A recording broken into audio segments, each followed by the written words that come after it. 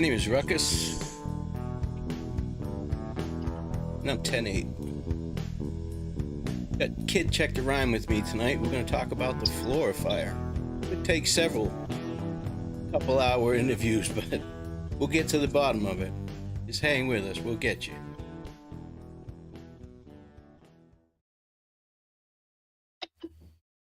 All right, kid. Hey, how's it going, Ruckus? Good. We are live, my friend. Let me pop this chat out real quick. And like I told you before, I can do some stuff on the fly because I use OBS, so I can do some stuff on the fly. I'm not a computer guru or anything, but I've got a bunch of stuff. So if you decide you want something popped up there, just holler at me and I'll make it happen for you. All right, sounds good, brother. You want to go ahead and get started just basically with the overlay of what we're talking about? So if anybody that's not familiar with the case. Yeah, let's do it. I don't know. Are you watching the stream as well? Right, I am. Okay. If you do me a favor, just kind of every once in a while glance over at the chat because people do direct questions at who I'm talking to. They usually don't direct them at. Sounds good, brother. Sounds good. Which is smart. Basically. Right. Yeah, if anybody has any questions, feel free to throw them out there as we're going, for sure. But basically on Monday, November 21st, and I'm reading from a report that I got from, basically give all credit to Meows They Done as far as the research she's posted online that I was being able to get access to. This is all stuff that she posted I was able to get access to. So thanks to Meow as far as that goes. But this is the Troy Hedrick report that they have available in those documents that's involved with the civil lawsuit. But on Monday, November 21st, 2016, a fire occurred early in the morning at 103 East Columbia Street in Flora, Indiana. The fire involved a multifamily home containing two occupied dwelling units. The mother of four children and a tenant of the first floor unit, Galen Rose, was awoken by heavy smoke. Miss Rose attempted to retrieve her children from the upstairs bedroom, but was forced out of the house by smoke and heat. A neighbor and the first three arriving emergency responders attempted entry, but were unable to access the upstairs bedroom where their children were. The fire resulted in the deaths of Miss Rose's four daughters, Keone Precious Welch, Carrie L. Danielle McDonald, Kiara Janelle Phillips, Kiana Latrice Davis. Miss Rose sustained injuries as a result of her exposure to the fire, and the first two arriving emergency responders were injured as a result of their attempts to enter the structure to rescue the four girls.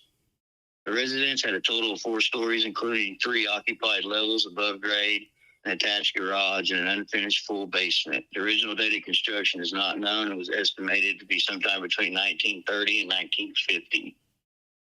The property was originally a single-family home and was converted to a duplex rental property in 1992 to 1993.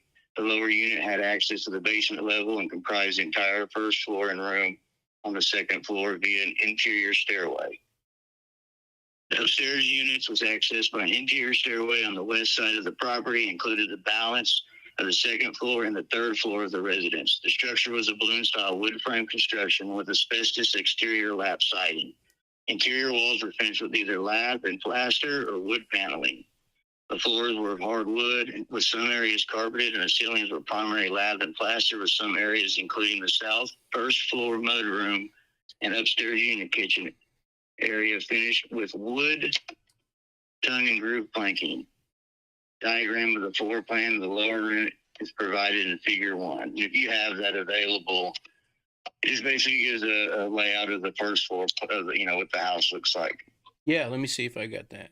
I know I have a picture of the burnt out after it was burnt out. Let me see if I have a layout. Yeah, and on the Troy Hedrick one, in the blue writing, it's page 9 of 58, and on the actual page itself, it's page 2.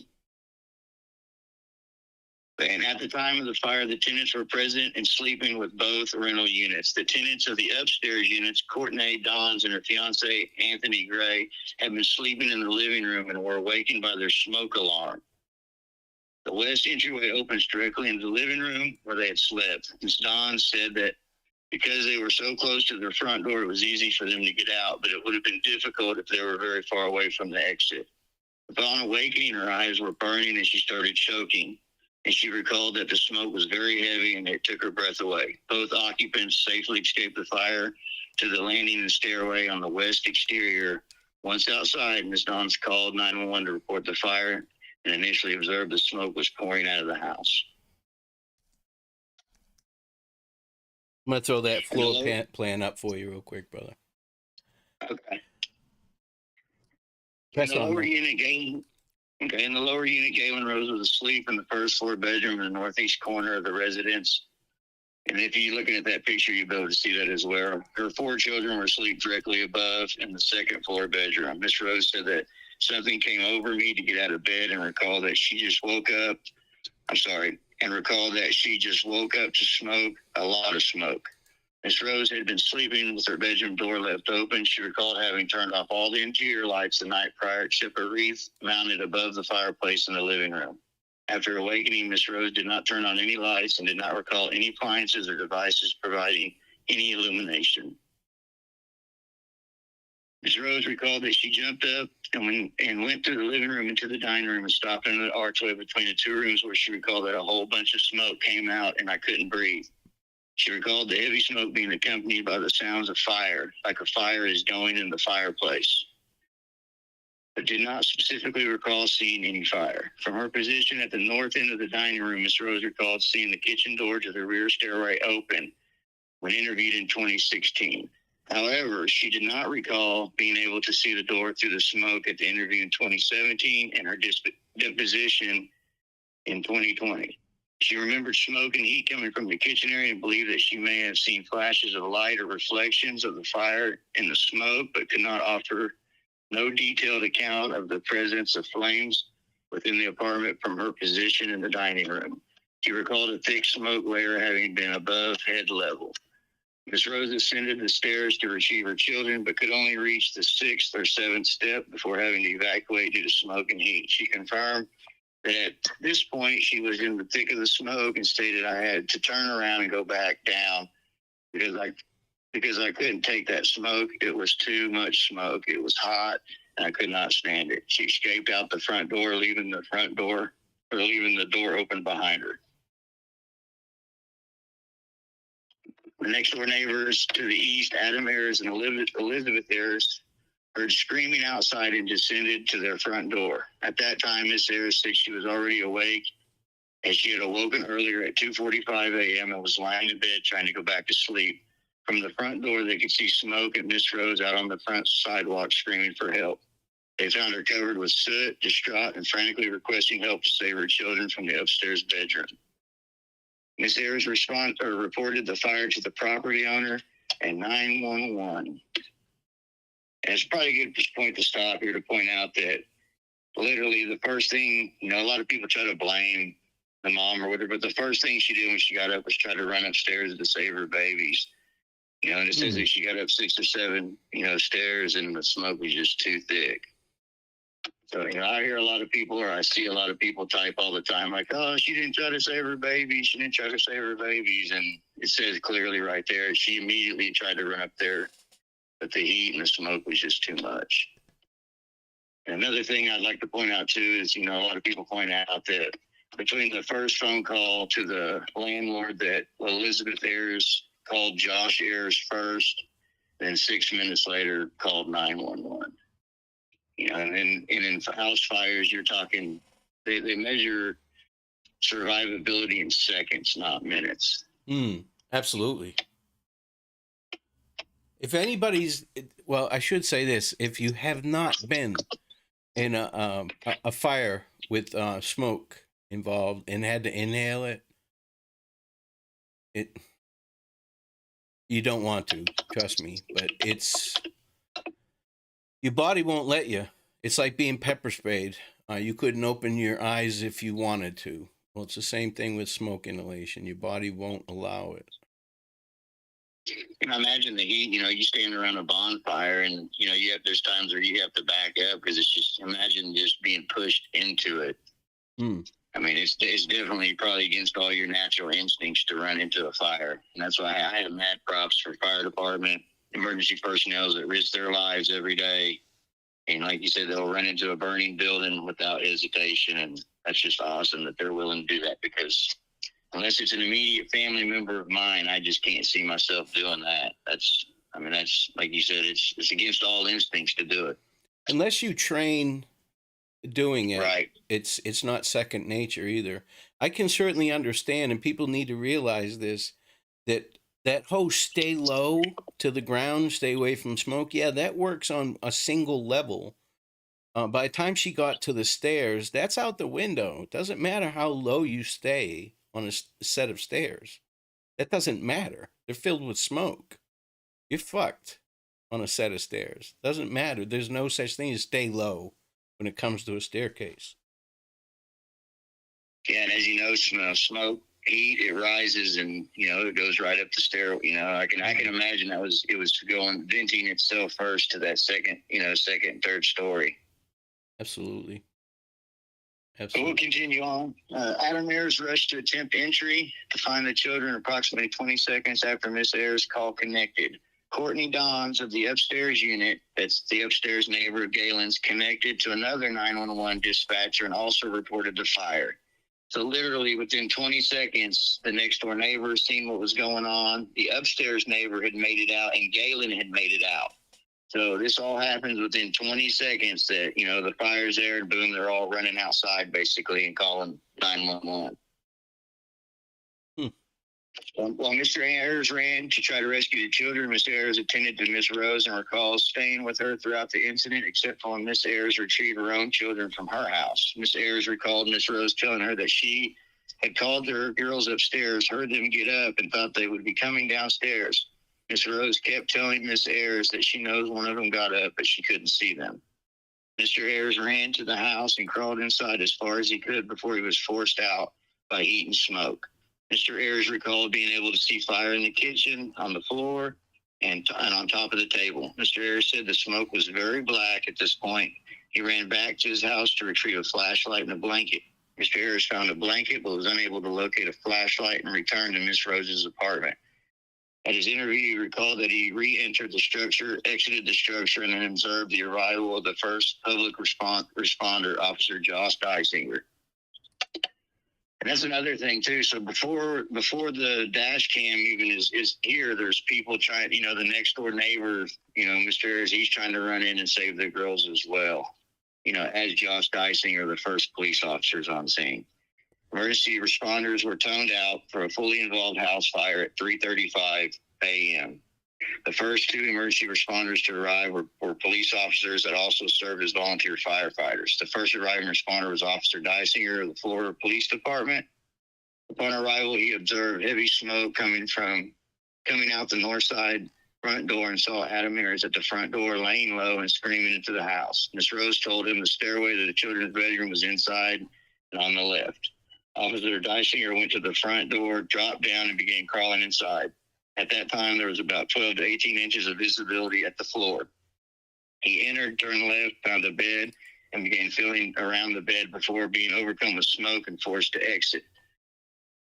Once he got outside, the second responding officer, Drew Yoder of the Carroll County Sheriff's Office, had arrived. Drew Yoder recalled observing smoke just rolling from the house upon his arrival. Officers Dysinger and Yoder entered the structure together. They entered through the front door, turned left, accessed and searched the first floor bedroom. Deputy Yoder recalled that you couldn't see your hand in front of your face, and it was pretty hot at the time. He told Officer Dysinger that they needed to back out. After exiting, Deputy Yoder recalled breaking out an east bay window on the front porch. Officer Dysinger recalled punching out the two windows on either side of the front door and vomiting on the porch. Officer Dysinger recalled that Miss Rose shouted to the kids. One second. Officer Dysinger recalled that Miss Rose shouted that the kids were upstairs, and he was aware of the west exterior stairway to the second floor from prior visits to the property. So he began to run to the outside stairwell. He recalled that when he started up the stairwell, there was a female on the deck that said, "Me and my kids are out." And I'm taking it that's the upstairs neighbor. When coming back down, he recalled that there was fire coming up from under the stairwell and stated that there must be a window under that stairwell that the fire had breached. Ms. Rose yelled to him to come back, that there was a stairwell inside and to the left. Officer Dysinger and Yoder re-entered the house, crawled past the first bedroom, came to the fireplace, and were again overcome with smoke and had to exit. Drew Yoder recalled looking through the archway and seeing visible flames covering the table and chairs located on the south wall of the dining room. The smoke layer was near the floor with about 18 inches of clearance at that time. Once outside, Officer Dysinger told Deputy Yoder to go to the fire station to get an engine and some air packs. At approximately 4.75 minutes after the initial 911 call connected, Deputy Yoder departed for the Flora Fire Department as Flora Fire Chief Adam Randall arrived at the site. I'll stop here for a second. Here we go again. Both of these cops, they don't have to run into this burning building technically to save anybody. They're being paid to be cops at the time that they're there. And now Yoder is a volunteer fire department, so he is trained at least. I don't know about the city cop, but the county officer Yoder, he was a volunteer firefighter. Yeah, they were both volunteer firefighters, but at the time they were both on duty for being on duty police officers. Right. I'm pretty sure I don't know how insurance goes with public officials. I don't know. They are trained in it, so I mean. They technically didn't have to go in and try to save anybody. Is what I'm getting at. I don't think that they had to, and they did. Yeah, they have to provide assistance, but they don't have to enter.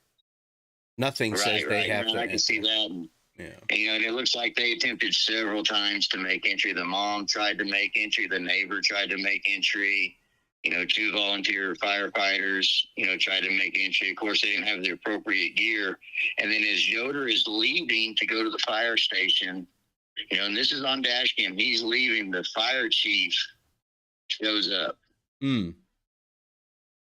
Okay, so surely he's got the air packs and everything, right? He's got bunker gear and all that to go in there. Yeah, absolutely. In his trunk, even in his civilian vehicle, he's got all that. And I'm wondering if that vehicle in the dash cam that he passes, it has the blue lights flashing. I'm wondering if that is him, if that is Randall himself actually making it to the to the scene or whatever. Yeah, that's interesting. I mean, we could probably find out. But we'll keep going on. Like I said, they've made several attempts to try to rescue the girls already. But Officer Dysinger and Chief Randall entered the structure and made it most of the way across the living room before they were overcome by smoke and heat and had to exit. Chief Randall recalled that the smoke had lifted to about chest high and that he noticed flames on the dining room floor in the southeast corner. As they crawled across the living room, Officer Dysinger recalled feeling an extreme heat on his face that was coming straight across the living room. He could not see any flames at the time and did not recall seeing any flames on his first 3 trips inside. Approximately 2 minutes after having departed the site, or 6.75 minutes after the first 911 call connected, Deputy Yoder returned to the site along with first responding fire engine and the Flora Fire Department equipment and bunker gear unit 628 arriving within the next minute. Officer Dysinger and Yoder donned SCBA and ensembles and re-entered the structure approximately 8.5 minutes after the initial call to 911 was made. Deputy Yoder was trying to locate the staircase, which he recalled Miss Rose indicating was in the bedroom. He recalled touching the door handle, hearing something sound like it exploded, and then feeling like he caught on fire. He recalled freaking out, punching stuff, yelling for help, and then he blacked out and later woke up inside of an ambulance. Officer Dysinger recalled that they entered together and went straight past the fireplace to where they found the staircase. He said they made it up 4 or 5 steps before the heat was so intense and on the back and top of his head that he knew if they continued up the staircase, they wouldn't make it back down. He told Officer Yoder that they had to turn back. He said they descended and crawled back to the front door. When he stood up, expecting Deputy Yoder to be with him, he wasn't there, and instead heard him screaming from inside the house and suddenly go quiet. Officer Dysinger recalled finding Deputy Yoder flat on his back with his air mask off and unconscious before extracting him from the home. So that's kind of a little bit different too than a lot of people have, I don't know. I misunderstood a lot of, how, the times people went in and how they went in and whatnot. But, as you see again, man, they're trying their darndest to get up those stairs to where those girls are. And they're just not having any luck. Absolutely. I mean, like you said, maybe it's the build of the house. Maybe it's the type of fire that's going on. Maybe they're there just too late. There's a lot involved. I mean, you said in one of the first, and I'm sorry to cut you off. You said in one of the first few sentences that it has asbestos lap siding on the outside. So you can imagine how much asbestos is inside. And when that is on fire, that's toxic. That's toxic, dude. That'll kill you quick. Yeah, it's an old home, and like people have probably added on to it. Maybe stuff wasn't up to code and whatnot, and it's been a long time. So yeah, it's an old home. All right. When initially retreating from the stairway to the front door on their final entry, Officer Yoder recalled being so low that his face mask was dragging the floor. He said there was only 6 to 8 inches of visibility at floor level at that time. The smoke layer had banked down to the floor again, and Officer Dysinger recalled it feeling hotter this time. He recalled that when they had initially reached the stairway, he could see a bunch of fire off to my right at the floor level, and it was coming towards us almost at a pace that you can walk. When he found Deputy Yoder, he recalled that the heat was almost unbearable. At the time, he had dragged Deputy Yoder to the front door. Officer Dysinger recalled that the fire was rolling over us. There was fire above our heads. Upon arrival, first responders observed smoke coming from the structure, primarily from the front door, but did not observe any locations where fire had vented through the windows or penetrated any exterior surfaces of the structure. The Indiana State Fire Marshal Assistant Dennis Randall observed the staining from the fire gases was visible on the exterior surfaces of the structure around the window frames of the north, west, east, and south sides of the structure. He reported that staining from fire gases was visible along the sides of the structure, exterior walls, and roof line. This staining was identified as a result of the fire gases building up inside the structure prior to Galen Rose exiting the front door to escape the fire. The windows on either side of the northern front porch doorway were manually broken out by Officers Dysinger and Yoder after their first joint attempt to enter the structure. Shortly thereafter, Officer Dysinger recalled observing that a window was venting fire from the filled window below the west exterior stairway on the first floor. Firefighter Jeremy Hayes also reported breaking out a window on the front porch later in response, and then observed that the front room immediately caught fire but was quickly controlled. Following 2 additional attempts to enter the structure, the windows along the first floor of the exterior were systematically broken out from north to south. Upon breaking out the last window, Mr. Adam Ayers recalled seeing flames shoot out. Mr. Ayers also threw rocks at upper windows on the east side of the structure to break them out. Ultimately, Mr. Ayers returned to the front of the structure and observed Deputy Yoder being pulled out of the apartment. So, basically, they're going around and getting the whole fire. And I'm not a firefighter, but literally Ayers is throwing rocks at the second story windows as well. And at about the same time that he's breaking windows out, Yoder's inside and feels like he goes to open the door and an explosion happens. It's almost like it's a backdraft, or maybe feeding that fire oxygen caused that fire to grow a lot faster than, as Yoder's opening that door, the windows are being busted out. Maybe that, it was oxygen starved, and then all of a sudden that window being busted out gave it enough oxygen to go. It's just kind of weird at the same time that he's busting windows out around the whole house that, Yoder's inside experiencing an explosion, what he calls an explosion, or what he feels like is an explosion. Right. That could have been a backdraft. When they were breaking all those windows and stuff. I mean, that feels like an explosion. All that oxygen ignites at once. Indy Pam, this is right after Yoder got back from the fire station. This is right as he collapsed. As he's he goes to open the door, he thinks that there's an explosion that goes on. He doesn't know exactly what's going on, but he's knocked to the ground. And at the same time, Ayers is running around the whole building, knocking out windows on the first and second floor. So, okay, fire suppression, water application began approximately 12.25 minutes after the initial 911 call connected and rapidly suppressed the flames venting from the northeast windows of the living room and dining rooms. So it was 12.25 minutes from the initial 911 call that Elizabeth Ayers made. And remember, she waited 6 minutes because she had to call the owner of the house first. So it's been 18.25 minutes since the first sight of smoke or a fire coming from that house. And like I told you before, everything that I've read, man, they measure it in seconds as far as survivability and, you know, getting out of the fire and whatnot. The fire resulted in the deaths of Miss Rose's 4 children, resulting in injuries to Miss Rose, Deputy Yoder, and Officer Dysinger. Miss Rose was sedated, airlifted to the hospital. She had minor burns that, you know, pretty much goes through the medical stuff. Okay, here's Investigator Chief Dennis Randall of the Indiana State Fire Marshal's Office concluded that the fire initiated within the south interior stairway that connects the first floor apartment to the south exterior garage and basement area. He reported that of 2 doors that were expected to be closed and locked, both were found unlocked, and the one leading from the back porch to the kitchen was left partially open. Chief Randall concluded that the fire was incendiary and resulted from an ignited pour of ignitable liquid on the steps of the back porch and possibly in the kitchen and dining room areas as well. Investigator Michael Vergon concluded that the fire originated within the rear porch of the porch area of the structure. He determined that the kitchen door to the rear porch had been nearly fully open at the time of the fire, reported that the fire initiated at or near floor level on the porch or within the area of the kitchen porch doorway.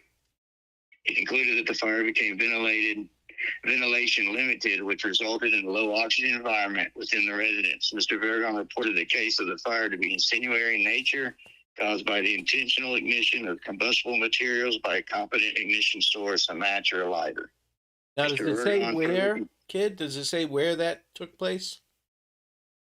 They think it happened in the rear porch area of the structure.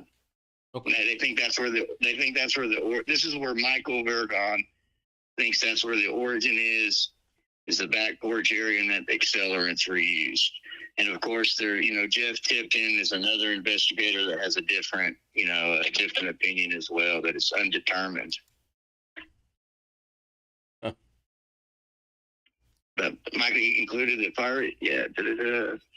that it was incendiary in nature and caused by the intentional ignition of combustible materials by a competent ignition source. Mr. Vergon further concluded that based on witness testimony of Mr. Adam Ayers and patterns of burning observed on the south end of the desk and basement door and the door frame, the possibility also exists that an ignitable liquid was utilized to facilitate and enhance flame spread. I have pictures of that. Let me put that up for you. Continue, though. I shouldn't even interrupt you. I should just do it. No, you're fine. I mean, we can kind of stop there if you want for just a second. That kind of goes over the basics of it as far as that. And then another one, too, is that as far as the Troy Heed report goes on that, he doesn't directly say that, his opinion is. He always references the Michael Vergon. And there's stuff in the Michael Vergon report that's, questionable as well. And then another investigator that they have is Jeff Tipton. And he has other information as well as far as what could have been the possibility. Right. But if you want to jump on to Jeff Tipton, we can get on to his real quick. That's just kind of an overlay of what happened that night or what they're saying that happened as far as the report goes. Okay. I just put up a picture of that porch that you're referring to. I have a drawing of it as well. Let me throw that up there. But press on, young man. Jeff Tipton deposition is another fire investigator, and he, you guys can go get these documents as well on Reddit. He's going to put a link to these in the description as well. But Jeff Tipton is an investigator. He came to the conclusion that it was undetermined based on the inability to carry out the scientific method in reporting this stuff. He used the whistleblower I believe he admitted that he's the whistleblower in these documents that, released the letter to the Department of Homeland Security. And then somebody at the Department of Homeland Security actually leaked it out. The big thing to get from Tipton, his big deal is that he can't understand how they came to the conclusion so fast that it was, an arson when they haven't even ruled out electrical